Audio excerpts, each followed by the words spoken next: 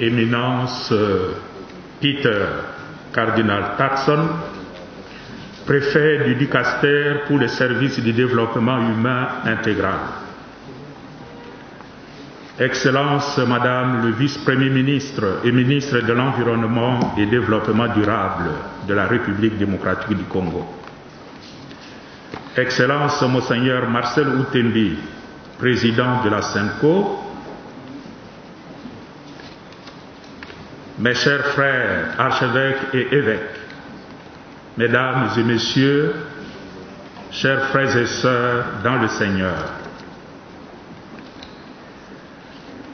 Avant toute chose, au nom de la famille de Dieu qui est à Kinshasa et en République démocratique du Congo, j'adresse mes salutations fraternelles à son Excellence Peter Cardinal Turkson, préfet du Dicaster pour les services du développement humain intégral.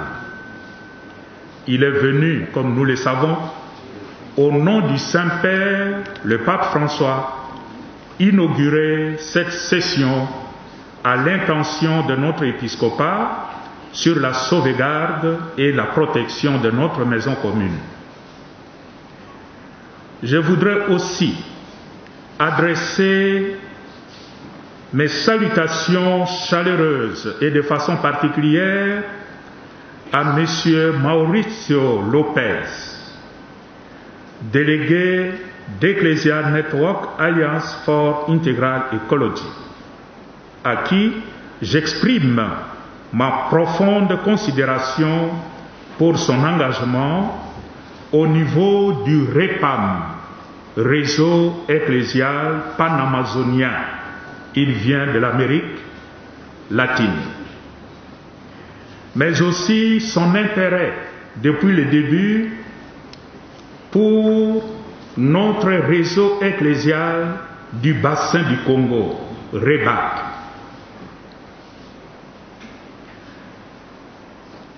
Chère Éminence, cher Monsieur Lopez,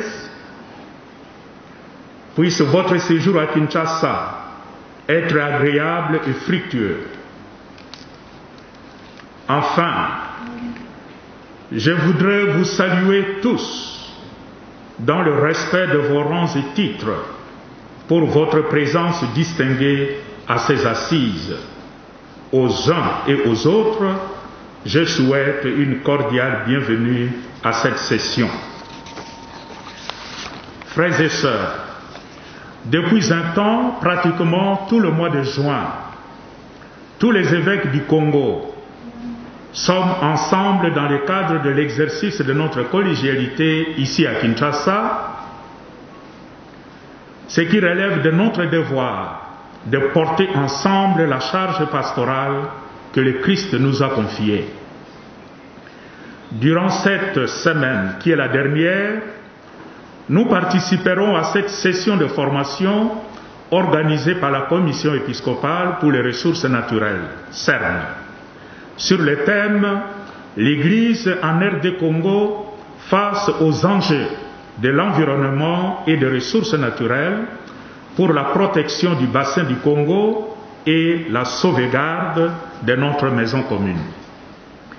Cette session, qui intervient un mois après avoir clôturé la célébration du 5e anniversaire de l'encyclique Laudato Si, rencontre étroitement les travaux du récent synode sur l'Amazonie que le pape François a publié dans son exhortation post-synodale Querida Amazonia du 2 février 2020.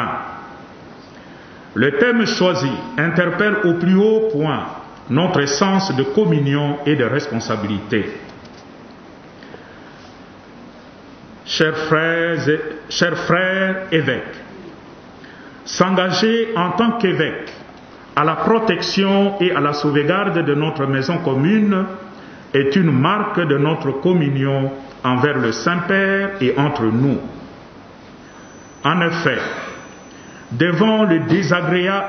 avant le désastre causé par la violence que nos sociétés modernes insatiables exercent contre la nature, le pape François a levé l'option d'interpeller tous les protagonistes sur l'urgence de la protéger. Cette sœur, dit le pape, crie en raison des dégâts que nous lui causons par l'utilisation irresponsable et par l'abus des biens que Dieu a déposés en elle. Laudato Si numéro 2. C'est avec et par nous, unis au Saint-Père, que cette option devra se réaliser. Voilà pourquoi nous devons rester unis entre nous et autour de cette vision du pape François. Il nous reviendra, en tant que pasteur, d'y initier le peuple de Dieu qui nous est confié. En plus, le Saint-Père veut que devant l'urgence de sauvegarder notre maison commune, toute la famille humaine soit impliquée dans la recherche de solutions. Laudato Si numéro 13. Dans cette perspective, je suis très heureux de la présence du représentant du gouvernement congolais, de Madame la vice-première ministre et ministre de l'Environnement et Développement durable, que je salue, et d'autres experts venus de tout le coin de notre pays pour nous aider dans cette réflexion. Ce qui dévoile notre volonté de marcher ensemble vers des solutions satisfaisantes pour tous. Notre responsabilité est soulignée à un titre particulier dans cette vision de protection et de sauvegarde de la maison commune, au regard du contraste entre l'incommensurable richesse du bassin du Congo et la pauvreté insupportable de ses habitants, surtout devant le grand danger qui le guette. Le pape François a attiré déjà l'attention sur ces dangers. Il disait: mentionnons ce poumon de la planète, plein de biodiversité, que sont l'Amazonie et le bassin du fleuve Congo. Mais quand ces forêts sont brûlées ou rasées pour développer des cultures, d'innombrables espèces disparaissent en peu d'années, quand elles ne se transforment pas en déserts arides. Laudato Si numéro 38. Nous sommes donc tous responsables de la survie de notre bassin du Congo. Ces assises renforceront sans doute une double attitude de notre part. D'un côté, en tant qu'épiscopos, c'est-à-dire surveillant, guetteur, les informations qui seront mises à notre disposition nous rendront davantage attentifs et éveillés sur la gestion actuelle de l'environnement et des ressources naturelles. De l'autre, en tant que pasteurs, ces informations nous aideront à élaborer des orientations pastorales sur des questions environnementales et des ressources naturelles. Il est certes impossible d'éviter l'utilisation de produits aussi bien de la nature en général que du bassin du Congo en particulier. Cependant, il est totalement possible de coordonner et de rationaliser l'action sur la nature et surtout sur le bassin du Congo pour rendre à ce patrimoine universel son originelle beauté et améliorer sa capacité d'offrir à toute l'humanité ses précieux services. Malheureusement, ce patrimoine est aujourd'hui assujetti aux appétits inassouvis de quelques personnes qui l'exploitent de façon anarchique.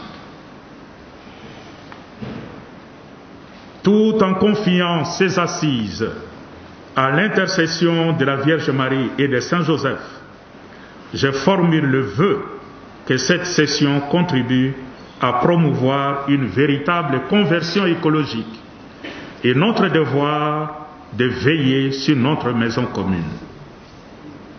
Je vous remercie.